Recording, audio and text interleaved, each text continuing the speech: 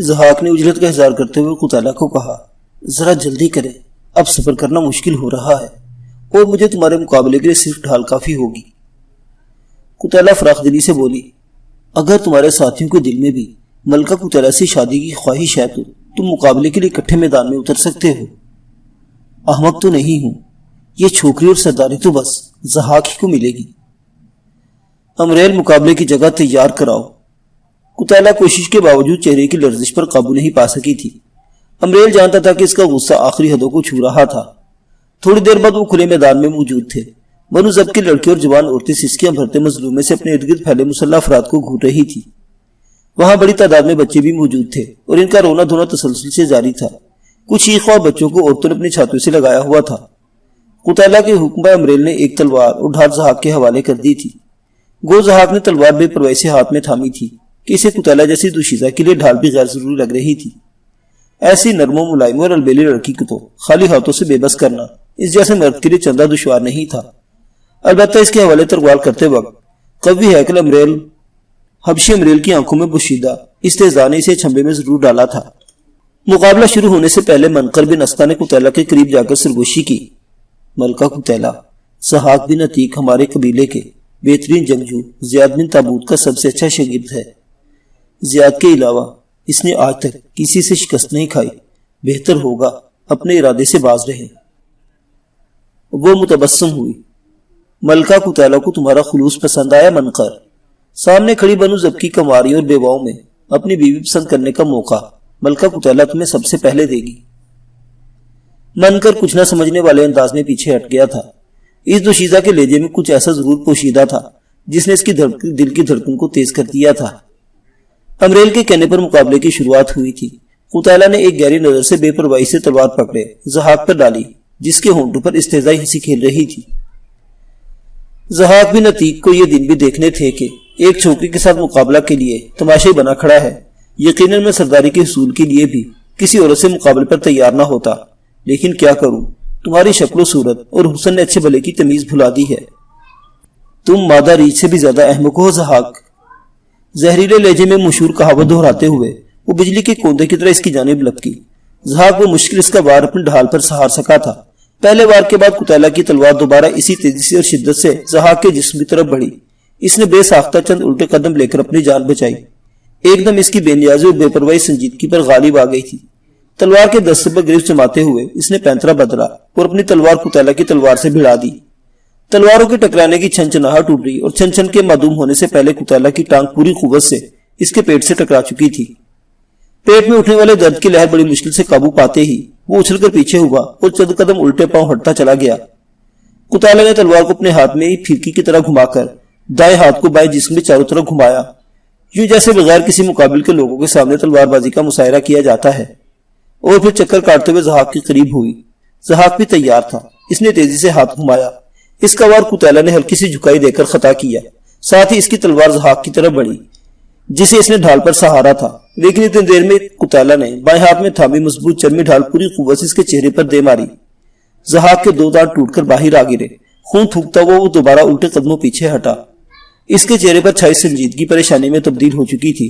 اس کے دماغ میں قتیلہ کا تھوڑی دیر پہلے فکرہ گونجا تھا، اگر تمہارے ساتھیوں کے دل میں بھی ملکہ قتیلہ سے شادی کی خواہش ہے تو تم مقابلے کے لیے اکٹھے میدان میں اتر سکتے ہو۔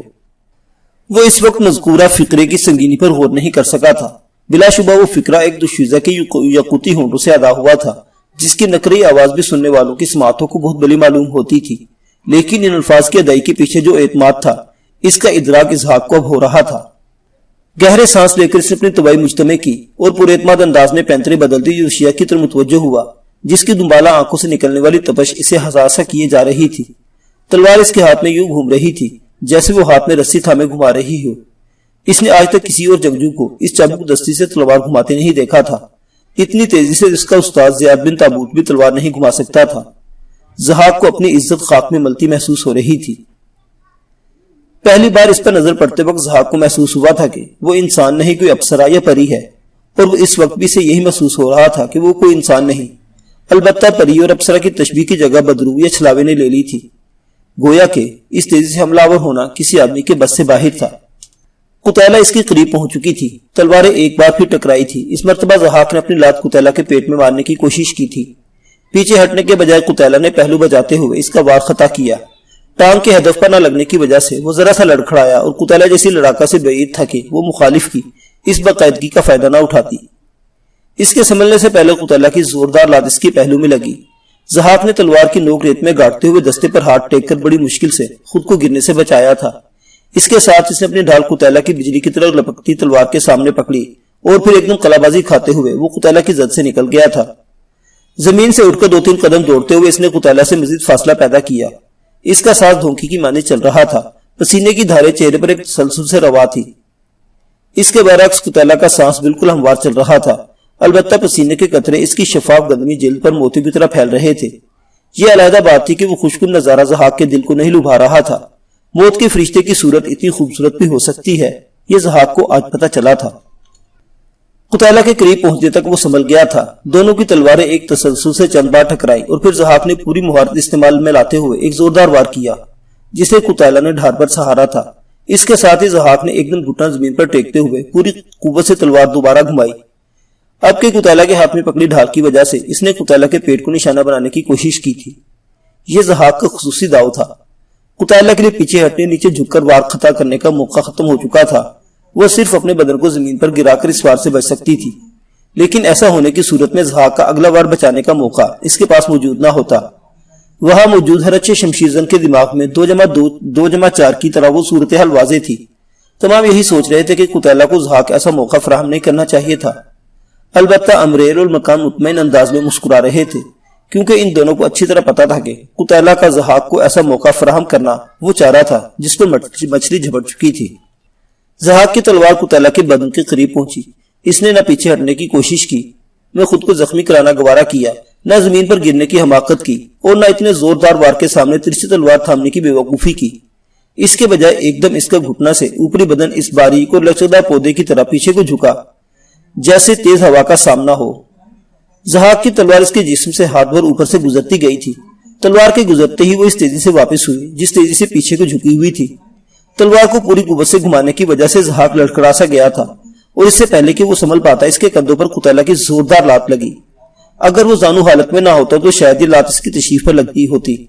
وہ منہ کے بل نیچے گرا، ایک دم کروٹ بدلتے اس نے قتیلہ سے دور ہٹنے کی کوشش کی، مگر اب قتیلہ اسے کوئی ڈھیل نہیں دینا چاہتی تھی۔ ڈھال کو ہاتھ سے پھینکتے ہوئے اس نے تلوار کے دستے کو دونوں ہاتھوں میں تھاما، اور جیسے ہی ضحاک کی دوسری کروٹ پوری ہوئی، تلوار کی نوک کو زمین کے رخ پر نیچے لاتے ہوئے قتیلہ نے پوری قوت سے ضحاک کی ران میں اتار دیا۔ ضحاک کے ہونٹوں سے نکلنے والی اذیت بھری چیخ سن کر کئی بچے چلا اٹھے تھے۔ تلوار ران کے گوشت کو چیرتے ہوئے دوسری جانب نکل گئی تھی۔ تلوار کو اس کی ران میں گڑا چھوڑ کر قتیلہ نے پاؤں کی ٹھوکر سے ضحاک کے ہاتھ سے تلوار پھینکی اور جھک کر اس کے ہاتھ سے ڈھال بھی چھین لی۔ اور پھر اس کی ران میں گڑی تلوار کے دستے پر ہاتھ رکھ کر ذرا سا گھماتے ہوئے وہ پوچھنے لگی، اب بتاؤ کیا نام ہے؟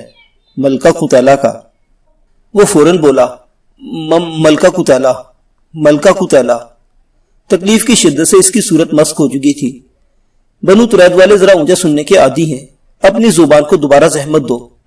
قتیلہ نے تلوار گھمانا جاری رکھا تھا۔ آہ آہ، وہ کربناک انداز میں چلاتے ہوئے بولا، ملکہ قتیلہ، آپ کا نام ملکہ قتیلہ ہے، میں بھی آئندہ ملکہ قتیلہ ہی کہوں گا، مجھے معاف کر دو ملکہ قتیلہ۔ اذیت سے اس کا جسم لرزنے لگا۔ بنو زب کی زیادہ تر عورتوں نے آنکھوں پر ہاتھ رکھ لیے۔ اس کی زخمی ٹانگ سے بھل بھل خون نکل رہا تھا اور اس کا پورا جسم تشنج کے مریض کی طرح جھٹکے لے رہا تھا۔ ایک جھٹکے سے تلوار پیچھے کھینچتے ہوئے قتیلہ نے پاؤں کی بھرپور ٹوکر اس کے چہرے پر رسید کی۔ ایک اور دان سے محروم ہوتے ہی وہ پیچھے گر گیا تھا۔ منقر بن اسقا، وہ بنو اقرب کے بڑے کو مخاطب ہوئی، جی ملکہ۔ اس بار منقر کے لہجے میں شامل ادب پہلے سے بڑھ گیا تھا۔ اس کا خون روکو، فی الحال ملکہ قتیلہ اسے زندہ رہنے کا ایک موقع دے رہی ہے۔ جی ملکہ قتیلہ، کہہ کر منقر بھاگ کر اذیت سے تڑپتے ضحاک کے قریب پہنچا اور اپنی چادر اس کے زخم پر کس کے لپیٹنے لگا۔ اگلی باری کس کی ہے؟ قتیلہ نے ضحاک کے ساتھ باہر نکلنے والوں سے دریافت کیا۔ تمام نے سر نیچے کرتے ہوئے خاموشی ساتھ لی تھی۔ وہ دوبارہ بولی، جو جانا چاہتا ہے فوراً بھاگ جائے۔ دو تنومند مرد قتیلہ کو زہرآلود نظروں سے دیکھتے ہوئے وہاں سے چل دیے تھے۔ قتیلہ نے ان سے کوئی تعارض نہیں کیا تھا۔ ملکہ قتیلہ کو کس نام سے پکارو گے؟ اس نے بچ جانے والے 3 مردوں سے پوچھا۔ ملکہ قتیلہ۔ تمام بیک زبان بولے تھے۔ رشاقہ بھی کہنے والوں میں شامل تھی۔ وہ سر اٹھا کر قتیلہ کی جانب دیکھنے سے گریز کر رہی تھی۔ وہ خود بہترین لڑاکا تھی، لیکن قتیلہ کو لڑتے دیکھ کر اس کی خود اعتمادی کے غبارے سے ہوا نکل گئی تھی۔ وہ امریل اور ملکان کی طرف مڑی، دونوں آنکھوں میں ستائش و عقیدت سے اس کی جانب متوجہ تھے۔ بنو اقرب کے جوانوں میں ہتھیار بانٹ دو۔ وہ اس بات میں سر ہلاتے ہوئے ہتھیاروں کے ڈھیر کی جانب بڑھ گئے تھے۔ اہل بنو ضب کے جھوپڑوں اور خیموں سے ملنے والی تلواریں، برچیاں، نیزے اور تیر کمان وغیرہ ان میں بانٹ دیے گئے تھے۔ وہاں سے حاصل ہونے والے گھوڑوں کی تعداد کم تھی، البتہ اونٹ کثیر تعداد میں حاصل ہوئے تھے۔ صرف سردار قبیلہ رضا کے 100 سے زیادہ اونٹ تھے۔ امریل ان دونوں کی جانے کی سمت میں نگاہ رکھنا، اسے دبے لہجے میں کہہ کر وہ اسلم کی طرف متوجہ ہوئی۔ وہ جردار شاکہ بنت زیادہ کے حوالے کر دو۔ اسلم نے جی ملکہ کہہ کر گھوڑے کی لگام پکڑی اور شاکہ کے ہاتھ میں تھما دی۔ وہ حیرانی سے اسے گھورنے لگی تھی۔ اسلم نے کہا، ملکہ قتیلہ کے حکم پر یہ تمہارا ہوا۔ رشاقہ کے چہرے پر خوشگوار حیرت نمودار ہوئی۔ اس نے ممنونیت بھری نظروں سے قتیلہ کی جانب دیکھا، مگر وہ کسی اور جانب متوجہ تھی۔ ہتھیار اور سواریوں کی تقسیم کے بعد وہ گھوڑے پر سوار ہو کر سب کے سامنے آئی۔ تمام عورتیں اور لڑکیاں سن لیں، ملکہ قتیلہ نے تمہارے مردوں کو اس لیے ہلاک کیا ہے کہ وہ اس قابل تھے۔ انہوں نے ملکہ قتیلہ کے قبیلے کو نقصان پہنچانے کی کوشش کی تھی، البتہ تمہارا کوئی قصور نہیں تھا۔ اس لیے ملکہ قتیلہ نے مردوں کو علیحدہ کر کے ان کے ناپاک وجود سے سینہ زمین کو نجات دی۔ لڑائی میں قید ہونے والوں کی حیثیت لونڈی اور غلام کی ہوتی ہے، لیکن ملکہ قتیلہ تمہیں لونڈی نہیں بنائے گی، تمہاری شادیاں کرائے گی، تمہیں آزاد عورت کے حقوق ملیں گے، تمہارے بچوں کو کھانا ملے گا، تمہیں امن دیا جائے گا۔ بنو ضب نے بنو قیشرہ کو اجاڑ دیا، بنو اقرب کا صفایا کر دیا اور خود بھی برباد ہوا۔ اب تم جس قبیلے میں ہو اس کا نام بنو ترید ہے۔ یہاں بنو قیشرہ، بنو فراز، بنو ایان، بنو اقرب یا بنو نصر کا نام لے کر کسی فخر و غرور کا اظہار نہیں کیا جائے گا۔ یہاں کوئی دخیل نہیں ہوگا، سب بنو ترید کے باسی ہوں گے، اور اب ہمارا مرنا جینا بنو ترید کے لیے ہوگا۔ اتنا کہہ کر وہ ایک لمحے کو خاموش ہوئی اور پھر منقر بن اسقا کو مخاطب ہوئی۔ ملکہ قتیلہ کے وعدے کی تکمیل کا وقت آن پہنچا ہے۔ رشاقہ کے علاوہ تم کسی بھی لڑکی پر ہاتھ رکھ سکتے ہو۔ شکریہ ملکہ قتیلہ، کہہ کر اسقا نے بنو ضب کی عورتوں پر سرسری نوزاد دوڑائی اور ایک سہمی ہوئی خوش شکل لڑکی کا ہاتھ تھام لیا۔ قیروان بن اخلد، قتیلہ نے بنو قیشرہ کے اس جوان کو دعوت دی جس نے قتیلہ سے شادی کی خواہش کی تھی۔ ملکہ کو میرے دل کا حال معلوم ہے۔ قتیلہ کو چاہت بھری نظروں سے دیکھتے ہوئے قیروان نے انکار میں سر ہلا دیا تھا۔ ایک لمحے کو قتیلہ کے گندمی چہرے پر سرخی نمودار ہوئی، لیکن جب وہ بولی تو اس کے لہجے میں غصہ شامل نہیں تھا۔ یقیناً تم شیر کی جھاڑی سے تیتر تلاش کر رہے ہو۔ قیروان امید بھرے لہجے میں بولا، دنیا امید پر قائم ہے ملکہ۔ رخ موڑتے ہوئے قتیلہ نے اگلا نام پکارا، امریل بن خرشہ۔ غلام کسی لڑکی کی ضرورت محسوس نہیں کرتا مالکن۔ ملکان بن نول کے لیے تو طبقہ ہی کافی ہوگی۔ اس کی جانب دیکھتے ہوئے قتیلہ کے ہونٹوں پر تبسم ابھرا۔ ملکان نے بے شرمی سے دانت نکالتے ہوئے سر ہلا دیا تھا۔ قتیلہ ایک ایک کر کے تمام مردوں کو دعوت دیتی گئی۔ یہاں کے تمام عورتوں کو تقسیم کر دیا گیا۔ چند مردوں کو تو دو دو عورتیں ملی تھی۔ عورتوں کی تقسیم کے بعد اس نے ہاتھ اٹھا کر کہا، تمام مرد اپنی ہونے والی بیوی کا ہاتھ تھام کر ان کے ساتھ مہر طے کر لیں۔ ہلکی سی بنبناہٹ ابھری جو چند لمحے جاری رہی اور پھر خاموشی چھا گئی۔ قتیلہ نے پوچھا، کیا تمام عورتوں کو یہ مرد قبول ہیں جنہوں نے ان کا ہاتھ تھاما ہے؟ کچھ نے ہلکی سی آواز میں اور کچھ نے بلند آواز میں ہاں کہا تھا۔ قتیلہ نے اگلے الفاظ دہرائے، کیا تمام مردوں کو یہ عورتیں قبول ہیں جو اپنے ہاتھ تمہارے ہاتھوں میں دے چکی ہیں؟ قبول ہیں، مردوں نے خوشی سے چہکتے ہوئے بآواز بلند کہا تھا۔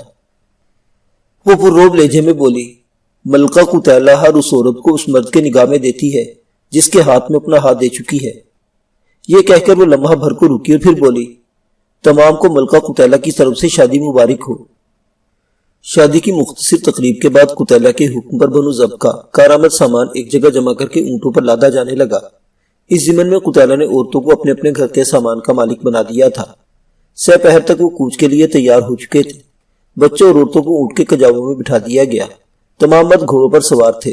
قافلے حرکت کرتے ہی قتیلہ ایک اونچے ٹیلے پر چڑھ کر قافلے کو غرور و فخر سے دیکھ رہی تھی۔ اس کے عقب میں ملکان اور امریر کھڑے تھے۔ وہ اپنے قبیلے کو پہلے سے زیادہ مضبوط کر چکی تھی۔ اسرم بن خسار قیروان بن اخلد کے گھوڑے کی متوازی گھوڑا لاتے ہوئے تنبیہ کرنے والے انداز میں بولا، وہ اوفی سے بھی زیادہ ظالم ہے۔ اوفی عرب کا زہریلا ترین سانپ ہے، اس کا رسا پانی بھی نہیں مانگتا۔